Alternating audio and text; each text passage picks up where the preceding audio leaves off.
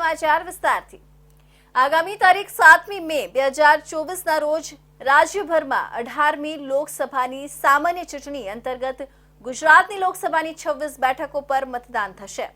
લોકશાહીના મહાપર્વ એવા ચૂંટણી પર્વમાં મતદારો પોતાના મતાધિકારનો ઉપયોગ કરીને ઉમેદવાર પસંદ કરતા હોય છે। ત્યારે દક્ષિણ ગુજરાતની 5 લોકસભા બેઠકો જેમાં ભરૂચ, સુરત, બારડોલી, નવસારી અને વલસાડ સંસદીય બેઠક મળીને કુલ 8,556 મતદાન મથકો અને પૂરક મતદાન મથકો સ્થાપિત કરાશે। લોકસભા ચૂંટણીની જાહેરાત પછી ચૂંટણી અધિકારીઓ દ્વારા તમામ પ્રક્રિયા શરૂ કરી દેવાઈ છે અને 26 લોકસભા બેઠકમાંથી દક્ષિણ ગુજરાતમાં આવતી 5 જેટલી લોકસભા બેઠકો પર તૈયારી આરંભ કરી દેવાઈ છે, જેમાં વિધાનસભા દીઠ 7 મહિલા મતદાન મથકો, એક મોડેલ મતદાન મથકો અને જે તે જિલ્લામાં એક યુવાન મતદાન મથકો ઊભા કરાશે। જેમાં સુરત સંસદીય બેઠકમાં સમાવિષ્ટ ઓલપાડ વિધાનસભા, સુરત પૂર્વ, સુરત ઉત્તર, વરાછા રોડ, કંડરજ, કતારગામ, સુરત પશ્ચિમ મળીને કુલ 1648 મતદાન મથકો સ્થાપિત કરાશે, જેમાં 12 પૂરક મતદાન મથકોનો પણ સમાવેશ થાય છે। બારડોલી સંસદીય બેઠકમાં માંગરોળ, માંડવી, કામરેજ, બારડોલી અને મહુવાના મતદાન મથકો મળીને કુલ 1585 મતદાન મથકો સ્થાપિત છે, જેમાં 24 પૂરક મતદાન મથકોનો પણ સમાવેશ થાય છે। આ સાથે દક્ષિણ ગુજરાતની નવસારી સંસદીય બેઠકમાં સમાવેશ શહેરી વિસ્તારના લિંબાયત, ઉધના, મજૂરા, 84 તેમજ ગ્રામ્ય વિસ્તારના જલાલપુર, નવસારી, ગણદેવી, વાંસદા મળીને કુલ 2074 મતદાન મથકો સ્થાપિત કરવામાં આવશે।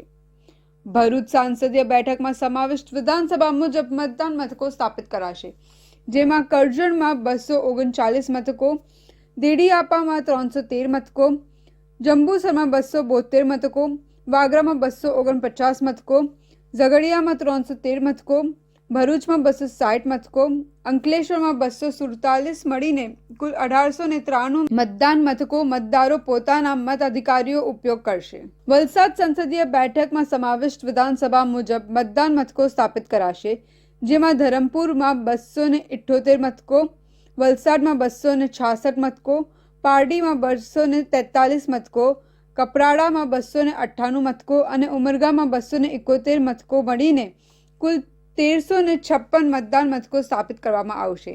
આ તમામ તૈયારીઓ સહિત ઈવીએમ મશીન સહિત તમામ તૈયારીઓ પણ પ્રશાસન દ્વારા શરૂ કરી દેવાઈ છે।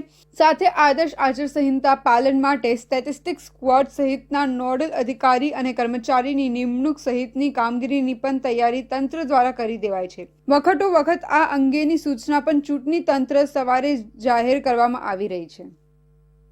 સમગ્ર દેશમાં લોકસભા ચૂંટણીને લઈને ચાલી રહેલી તૈયારી સમયે મતદાતા કેવા સાંસદને પસંદ કરશે અને સરકાર દ્વારા કરવામાં આવતા કામ અંગે સામાન્ય જનતા શું માને છે એ જાણવાનો પ્રયાસ ઇન્ડિયા ન્યૂઝ ગુજરાતની ટીમ દ્વારા પ્રયાસ કરાયો હતો, જેમાં યુવા મતદારો દ્વારા વિવિધ પ્રકારે પ્રતિક્રિયા આપવામાં આવી હતી। લોકસભાની ચૂંટણીની તારીખો જાહેર થઈ ગઈ છે ત્યારે આ મહાપર્વને ઉજવવા સૌ કોઈ તૈયાર બેઠા છે। અત્યારે હાલ આપણે સુરત શહેરમાં ઉપસ્થિત છીએ અને સુરતમાં કેટલાક લોકો છે, યુવા પણ છે, સાથે સાથે આપણે એમની સાથે વાત કરીશું કે સામે ચૂંટણી છે।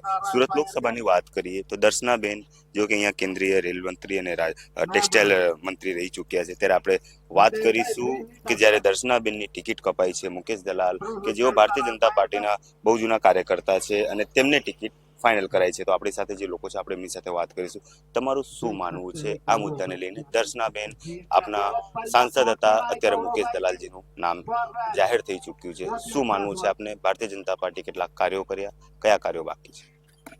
હું યુવા ધનના હિસાબે એમ કહેવા માંગુ છું કે હમણાં સુધી જે પણ કાર્ય કર્યા હોય એમણે એ સારા જ કર્યા હતા, એમના કોઈ ખોટા નહીં હતા અને એમના પછી મુકેશભાઈને જે ચાન્સ આપવામાં આવ્યો છે તો હું તો એમ કહીશ કે એમના કરતાં પણ ડબલ કામ કરે, એમના કરતાં પણ ડબલ જોશમાં આ યુવા ધન માટે કંઈ કામ કરે। એમના કામ તો તમને જોઈ જ રહ્યા હોય, રસ્તા જુઓ તમે, આજે ઇન્ફ્રાસ્ટ્રક્ચર જુઓ તમે, આ હાઈવે જુઓ, બોમ્બે ટુ દિલ્હી હાઈવે જુઓ, આ બધું એમના રાજમાં જ થયું હતું અને રાજમાં થાય છે ઓલરેડી અને હમણાં જે થઈ રહ્યું છે કામ એમના આવ્યા પછી તો હું તો એમ કહીશ કે યુવાધન માટે કંઈક કરે। તમે યુવાધનની વાત કરી, આપ શું માનો છો યુવાધનને લઈને? ભારતીય જનતા પાર્ટી યુવાધન માટે કેટલું વિચારી રહી છે? યુવાધન માટે એકચ્યુઅલી કેવું છે કે ભારતીય જનતા પાર્ટી એમની સાક્ષરતા પર સારી ધ્યાન આપે, જે બેકવર્ડ ક્લાસ છે જ્યાં એકદમ પાર્ટીના સભ્યો પણ પહોંચતા નથી, ત્યાં જઈને થોડા કાર્યો કર્યા છે. એમને થોડું એજ્યુકેશન બાબતોમાં આગળ, કેમ કે એજ્યુકેશન જ્યારે એજ્યુકેટેડ પીપલ જ્યારે સમાજમાં રહેશે, કોઈનો કોઈ નવા વિચારો સાથે આગળ વધશે, નવા ડેવલપિંગ માટે વિચારશે, પોતાના કરિયર વિશે, નવી ઓપોર્ચ્યુનિટી માટે અને દેશને પણ આગળ વધારવા માટે એ લોકો હાજર રહેશે. સૌથી મહત્વની વાત કે જ્યારે વિપક્ષ ક્યાંક ને ક્યાંક લોકો પર જે ભ્રષ્ટાચાર ને તમામ વસ્તુઓની વાત કરતી હોય છે કે ભારતીય જનતા પાર્ટી ભ્રષ્ટાચાર કરે છે તમામ વસ્તુઓને લઈને, તો જે આ લોકો છે, યુવાઓ છે, આપણે એમની સાથે જ વાત કરીશું. તમે શું માનો છો કે વિપક્ષ જે રીતે પ્રહાર કરતી હોય છે ભારતીય જનતા પાર્ટી પર? સવાલ એટલા માટે કારણ કે છેલ્લા ઘણા વર્ષોથી ભારતીય જનતા પાર્ટીની સરકાર સુરતમાં છે. તમે શું માનો છો? વિપક્ષની સ્થિતિ હાલમાં સુરત શહેરની અંદર એવી છે કે માત્ર નામ પૂરતા નામશેષ થઈ ગયા છે. એમના વિકાસના કાર્યોમાં કશે પણ હાલમાં કોઈ યોગદાન આપ્યું એવું દેખાતું નથી. એટલે ભારતીય જનતા પાર્ટી આ બાબતે કોંગ્રેસ કરતાં વધુ સારી સ્થિતિમાં છે અને હાલની પરિસ્થિતિને ધ્યાનમાં રાખતા એવું લાગે છે કે આગલી ટર્મમાં પણ સુરત શહેરમાં તો માત્ર ભાજપ જ આવશે એવું લાગી રહ્યું છે. ભારતીય જનતા પાર્ટીમાંથી મુકેશ દલાલ, ઇન્ડિયા ગઠબંધનમાંથી નિલેશ કુંભાણી, તમે કોને ઓળખો છો? ફિલહાલ આપણે મુકેશભાઈ દલાલને ઓળખીએ છીએ. એનું કારણ છે કે દર્શનાબેન જરદોશ પછી ભારતીય જનતા પાર્ટીમાં હાલમાં એક જે નામ ચર્ચામાં છે માત્ર એક જ હતું કે ભાઈ મુકેશભાઈ દલાલ. એમનું નામ માત્ર ભાજપે જે જાહેરાત કરી છે એના કારણે હાલમાં સુરત સિટીમાં માત્ર સુરત શહેર પૂરા સિટીમાં એક જ નામ ચાલી રહ્યું છે કે ભાઈ મુકેશભાઈ દલાલ ને જાણીતા એવા નેતા છે. ભારતીય જનતા પાર્ટીમાં ઘણા સમયથી એક્ટિવ છે. અગાઉ તો કોર્પોરેટર પર રહી ચૂક્યા છે, સ્થાયી સમિતિમાં ચેરમેન પણ રહી ચૂક્યા, ત્યારે પણ તમે એમના કામો જોયા? યસ ત્યારે પણ ત્યાંની સ્થિતિમાં પણ એમના કાર્યો ખૂબ વધારે આગળ વધ્યા છે અને વખાણાયા છે. અને હાલમાં પણ એમને જે મોકો મળ્યો છે ભારતીય જનતા પાર્ટીમાં, તો એમાંથી પણ કોઈક સારા એવા કાર્ય કરે, સુરત શહેરને એક નામી ઓળખ મળે, તો એના માટે હું એમને શુભેચ્છા પાઠવું છું. ભારતીય જનતા પાર્ટીની વાત કરીએ, વડાપ્રધાન નરેન્દ્ર મોદીની, લોકો તેમને ક્યાંક ને ક્યાંક વિપક્ષ દ્વારા તેમની પર આકરા પ્રહારો કરતા હોય છે. તેને લઈને તમે શું કહેશો? વિપક્ષ કેટલું કદ્દાવર છે અને ભારતીય જનતા પાર્ટી હાલ કેટલી મજબૂતી સ્થિતિમાં છે? કોઈ કંઈ પણ બોલે, પણ માણસ જ્યારે એનું કામ કરતો હોય ને તો એનું કામ બોલે છે. ને નરેન્દ્ર મોદીનું હમણાં કામ બોલે છે. આજે સુરતને કોઈ ઓળખતું નહોતું, આજે બીજા નંબર પર સ્વચ્છતામાં આમાં તેમાં બધા આવી ગયું. એટલે માણસ તો કામ કરે જ છે, એક્ટિવ છે, સાથે સાથે એનું કામ પણ બોલે છે. શરૂઆતના ભારત જ્યારે આઝાદ થયું ત્યારે કોંગ્રેસ પાર્ટીનું રાજ હતું. કોંગ્રેસનું એવું કહેવું છે કે કોંગ્રેસે જે કામો બતાવ્યા હતા તે જ કામો પર ભારતીય જનતા પાર્ટી કામ કરી રહી છે. તમારું શું માનવું છે? કામ તો બધા જ બતાવે છે, પણ કામની ઉપર એક્ટિવ થવું, ખરા ઉતરવું એ મોટી વસ્તુ છે. ને એ વસ્તુ હમણાં નરેન્દ્રભાઈ મોદી કરી રહ્યા છે. માટે આખા ઇન્ડિયાના વડાપ્રધાન છે અને સંયુક્ત છે. જે યુવા વર્ગો આપણી સાથે જોડાયા હતા તેમને ક્યાંક ને ક્યાંક જે વાતો કરી હતી, વિપક્ષ દ્વારા જે પ્રહારો કરાઈ રહ્યા છે, ભારતીય જનતા પાર્ટીની વાત કરીએ, વડાપ્રધાનની વાત કરીએ, તો તમામ લોકો પર જે વિપક્ષ દ્વારા પ્રહારો કરાય છે, તો અત્યારે જે યુવાધન જોડાયું હતું તેમને આ સમગ્ર મામલે માહિતી આપી હતી. અને આવનારા સમયમાં કોને ચૂંટીને લાવશે તે આમના વાતો પરથી સ્પષ્ટ લાગી રહ્યું છે. કેમેરા પર્સન રવિવેન્ડે સાથે હું અમિત રાજપૂત, ઇન્ડિયા ન્યૂઝ ગુજરાત, સુરત. તો વલસાડ ડાંગ લોકસભા બેઠક પર પત્રિકા અને લેટર વાયરલ થયા બાદ પોસ્ટર વાયરલ થતા વિવાદ ઓછો થવાનું નામ નથી લઈ રહ્યું. આ મામલે બંને મુખ્ય પાર્ટી દ્વારા એકબીજા પર આરોપ પ્રત્યારોપ લગાવવામાં આવી રહ્યા છે. વલસાડ ડાંગ લોકસભા બેઠક પર ભાજપ અને કોંગ્રેસના ઉમેદવાર દ્વારા પૂરજોશમાં પ્રચાર કરવામાં આવી રહ્યો છે. આ બેઠક પર કોંગ્રેસ ઉમેદવાર તરીકે દક્ષિણ ગુજરાતના લડાયક મિજાજ ધરાવતા જાણીતા યુવા આદિવાસી આગેવાન અને વાંસદાના ધારાસભ્ય અનંત પટેલને લોકસભાની ટિકિટ આપી ચૂંટણી મેદાનમાં ઉતાર્યા છે. તો ભાજપના એસટી મોરચાના સોશિયલ મીડિયાના રાષ્ટ્રીય હેડ એવા ધવલ પટેલને ચૂંટણી મેદાને ઉતાર્યા છે. ધવલ પટેલ પોતે વાંસદાના જરી ગામના મૂળ વતની છે. જોકે વલસાડ ડાંગ લોકસભા બેઠક પર ભાજપના જૂના જોગીઓને સાઈડમાં રાખી ભાજપે ધવલ પટેલને સીધા જ ઉમેદવાર બનાવવાના નિર્ણયને લઈ રાજકારણ ગરમાયું હતું. જોકે હવે બંને ઉમેદવાર પૂરજોશમાં પ્રચાર ચાલી રહ્યો છે. એવા સમયે ભાજપના ઉમેદવાર ધવલ પટેલના વિરોધમાં પત્રિકા અને લેટરો સોશિયલ મીડિયા પર વાયરલ થઈ રહ્યા છે, જેમાં ધવલ પટેલને ઉમેદવાર બનાવવા નિર્ણયનો ભાજપના જ કાર્યકર્તા અને આગેવાનો અંદરખાને વિરોધ કરતા હોવાના દાવા થઈ રહ્યા છે. ધવલ પટેલ બહારના હોવાનું જણાવી ફરતી થયેલી આ નનામી પત્રિકાને લઈ રાજકારણ ગરમાયું હતું. સોશિયલ મીડિયામાં અમે પણ જોયું છે, પરંતુ કોઈ એક ઉમેદવાર ખૂબ પ્રચલિત હોય અને બીજો ઉમેદવાર પ્રચલિત ન હોય તો એના માટે નેગેટિવ રાજકારણ ચલાવે છે.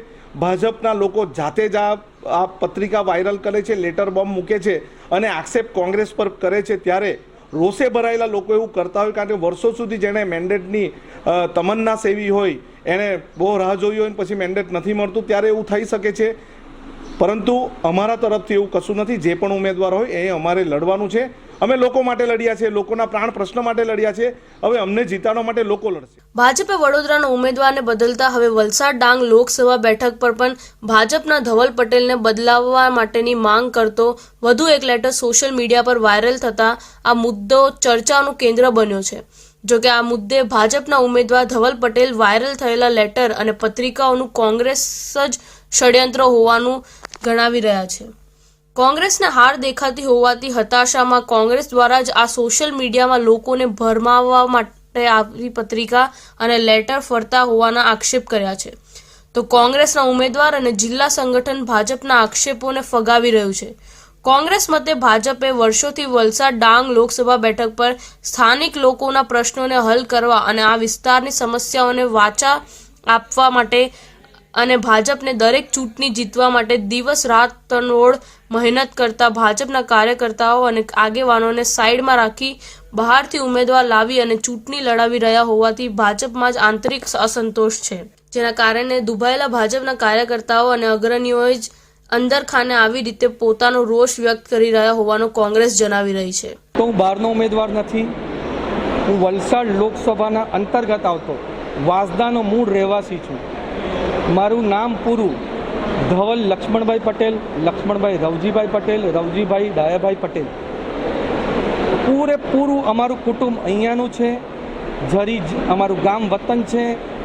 પણ ભણવા અર્થે બધા પોતપોતાની રીતે બહાર જતા હોય, રોજગારી માટે જતા હોય. એવી જ રીતના હું પણ બહાર ભણવા માટે અને રોજગાર માટે ગયો હતો અને એ સારી વસ્તુ કહેવાય કે બધું ત્યાગ કરીને અહીંયા આવી. તમે જો હરીશ, તમે જુઓ છો એમના જ પક્ષકારોએ પત્રિકા બહાર પાડી છે. હવે અમે કે જે પત્રિકા બહાર પાડીએ તમે તપાસો, તમે એને તમે જુઓ કે પત્રિકા કોણે બહાર પાડી છે. દૂધનું દૂધ ને પાણી પણ ખબર પડી જ જશે. અને કોંગ્રેસ એવું કહે છે કે કોંગ્રેસનો હાથ છે. એ કોંગ્રેસ હાથ હોય જ નહીં. કોંગ્રેસને જબરજસ્ત ઉમેદવાર આપ્યો છે. કોંગ્રેસે જીતી ઉમેદવાર જાતે અમે જીતી જ ગયા છે. અમે છેલ્લા ઘણા દિવસથી ચાલી રહેલા આ પ્રકારના પ્રચારમાં આમ તો બંને ઉમેદવારોના ચાલી રહેલા ચૂંટણી પ્રચારના માહોલમાં હવે ઉમેદવાર વિશે આક્ષેપ પ્રતિ આક્ષેપોના સોશિયલ મીડિયા વાયરલ થઈ રહેલા પત્રિકા અને લેટરને કારણે બંને પક્ષો આંતરિક રાજકારણ પર ગરમાયું છે. સુરત જિલ્લાના બારડોલીના વાંકાનેર ગામથી બારડોલી વાલોડ જતા માર્ગ જર્જરિત હોય ગ્રામજનો દ્વારા વારંવાર રજૂઆત કરાઈ હતી. માર્ગ પહોળો કરવા તેમજ નવીનીકરણ કરવા અંગે માંગ નહીં સંતોષાતા આજે 10 થી વધુ ગામોએ ચૂંટણી બહિષ્કાર કરવાની ચીમકી સાથે બારડોલી મામલતદારને આવેદન આપ્યું હતું. સુરત જિલ્લામાં એક બાજુ વિકાસની વાતો થાય છે, પરંતુ આજે એવા પણ ગામો છે પોતાની પડતર માંગોને લઈ લડત ચલાવી રહ્યા છે. સુરત જિલ્લાના બારડોલી તાલુકાના વાંકાનેર ગામની વાત છે. બારડોલીથી વાલોડ જતા માર્ગ સાંકડો અને જર્જરિત હોઈ ગ્રામજનો મુશ્કેલી વેઠી રહ્યા હતા. અનેકવાર તેઓએ સ્થાનિક વહીવટી તંત્ર, સ્થાનિક બારડોલી ધારાસભ્ય, મહુવા ધારાસભ્ય તેમજ સાંસદ સુધી લેખિતમાં રજૂઆતો કરી હતી, પરંતુ આજ દિન સુધી આ રસ્તા અંગે કોઈ સુખદ ઉકેલ નહીં આવતા આજે 10 થી વધુ ગામના આગેવાનો બારડોલી મામલતદાર કચેરી પહોંચ્યા હતા અને આવનાર લોકસભા ચૂંટણીમાં મતદાન બહિષ્કારની ચીમકી પણ ઉચ્ચારી હતી. અમારી એ રજૂઆત છે કે અમે 10 થી 12 વર્ષથી આ રસ્તા માટે માંગણી કરતા આવ્યા છીએ, તો પણ આ કોઈ પણ ધારાસભ્ય હોય, જિલ્લા પંચાયત સભ્ય હોય, તાલુકા પંચાયત સભ્ય હોય, સાંસદ હોય, કોઈ પણ રજૂઆત અમારી સાંભળતા નથી. એટલા માટે આજે અમે આપવા ઇસરોલી, વાંકાનેર, અલ્લુ, બોરિયા, સિક્કે, દેલવાડા બધા નાગરિકો ભેગા થઈને પ્રાંત સાહેબને આવેદનપત્ર આપવા માટે આવ્યા છે કે આ કામ વહેલી તકે અમારું પટવું જોઈએ. અમારે મેઇન કામ છે બારડોલીથી વાલોડ સુધીનો જે અમારો હાઈવે છે તદ્દન જર્જરિત હાલતમાં છે. અત્યાર સુધી 10 થી 12 વર્ષથી એક પણ વાર બન્યો પણ નથી. એ વહેલી તકે બનવો જોઈએ અને પહોળો થવો જોઈએ. અને નહીં થશે તો સંપૂર્ણ ચૂંટણીનો બહિષ્કાર કરવાનું અમે નક્કી કરેલું છે ને મતદાન લોકસભાની ચૂંટણીનો સંપૂર્ણ બહિષ્કાર કરશું ને વોટિંગ નથી કરવાના અમે. એ તો ભાઈ અમે આજે 4 વર્ષથી સાંભળતા છે. અત્યારે ચૂંટણી તો અત્યારે તારીખ જાહેર થઈ ને, તે પહેલા તો એ લોકોને ટાઈમ હતો ને પાસ કરવાનો, તો કેમ નહીં કર્યું? કરવું જોઈએ ને, લોકો પાસ તો કરવો જોઈએ ને. વાંકાનેર ગામને જોડીને પારડી, શિકેર, અલુબોરિયા, સેજવાડ, નણસાડ સહિતના 10થી વધુ ગામના લોકો વ્યવસાય, નોકરી, અભ્યાસ અર્થે આવન જવાન કરે છે. તેમજ પ્રવાસન ધામ ગણાતું ગિરિમથક સાપુતારા પણ આ જ માર્ગ જવાતું હોય વાહનોની અવરજવર પણ વધી જાય છે. છતાં તંત્ર દ્વારા કે શાસકો દ્વારા યોગ્ય કામગીરી નહીં કરાતા ગ્રામજનો રોષે ભરાયા હતા. ગત દિવસોમાં પણ ગ્રામજનોએ મહુવા ધારાસભ્ય મોહન ઘોડિયા ગામમાં આવતા પ્રશ્નોનો મારો ચલાવી ઉઘડો લીધો હતો. ત્યારે હવે આ ગામના લોકોએ મતદાન બહિષ્કારની ચીમકી ઉચ્ચારતા તંત્ર હવે કેવી કામગીરી કરશે તે જોવું રહ્યું. સિંગણપોર મહિલા કોન્સ્ટેબલ અપમૃત્યુ કેસમાં પોલીસ પ્રેમી વિરુદ્ધ દુષ્પ્રેરણા અને દુષ્કર્મ સહિતની કલમો હેઠળ ગુનો દાખલ કર્યો છે. મહિલા કોન્સ્ટેબલ અને પ્રેમી લગ્ન કરવાના હતા. દરમિયાન પ્રેમીનો 10 દિવસથી સંપર્ક નહીં થતા મહિલા કોન્સ્ટેબલે આત્મહત્યા કરી લીધી હતી. સુરતના સિંગણપોરમાં રહેતી મહિલા પોલીસ કોન્સ્ટેબલે ઘરે ફાંસો ખાઈ આપઘાત કરી લેવાના ચકચારી પ્રકરણમાં પોલીસ દ્વારા કાર્યવાહી કરવામાં આવી છે. મહિલા કોન્સ્ટેબલનું સાયબર ક્રાઇમ સેલમાં ફરજ બજાવતા કોન્સ્ટેબલ સાથે પ્રેમ પ્રકરણ હોવાનું સામે આવ્યું છે. બંને વચ્ચે 3 વર્ષથી પ્રેમ સંબંધ હતો અને લગ્ન પણ કરવાના હતા. જો કે એ પહેલા જ મહિલા કોન્સ્ટેબલે આપઘાત કરી લીધો હતો. પ્રેમી એવા કોન્સ્ટેબલની પૂછપરછ પણ કરાઈ હતી. જ્યારે આજે પ્રેમી વિરુદ્ધ સિંગણપોર પોલીસ સ્ટેશનમાં આપઘાતની દુષ્પ્રેરણા અને દુષ્કર્મની ફરિયાદ નોંધાવવામાં આવી છે.